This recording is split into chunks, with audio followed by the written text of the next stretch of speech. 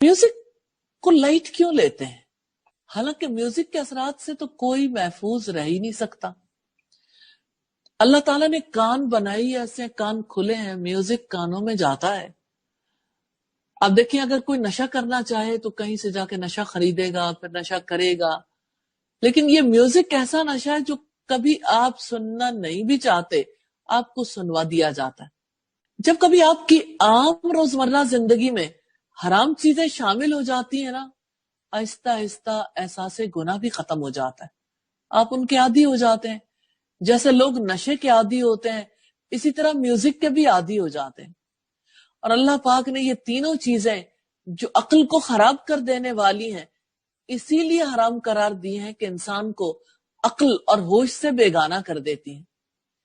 इनकी वजह से कम दर्जे में अक्ल मगलूब जरूर हो जाती है, यानी अक्ल काम करने की पोजीशन में नहीं रहती। अब अगर इन तीनों के असरात देखें, बज़ाहिर अलग अलग है, रिजल्ट एक है, एक नतीजा, अक्ल मुख्तल होती है। जब कोई अपना पसंदीदा म्यूजिक सुने, जब कोई शराब पिए और उसके नशे में हो, या जिस किसी पर जादू किया गया, अजीब बात है, कंट्रोल लूज हो जाता ना इंसान का, अपनी अक्ल पर खुद अपना कंट्रोल नहीं रहता, तो शैतान जैसी जी चाहे उनसे हरकत करवाता है। फिर वो अपनी मर्जी से, अपनी पसंद से कोई तरीका कार इख्तियार नहीं करते, फिर वही कुछ करते हैं जो कुछ शैतान चाहता है।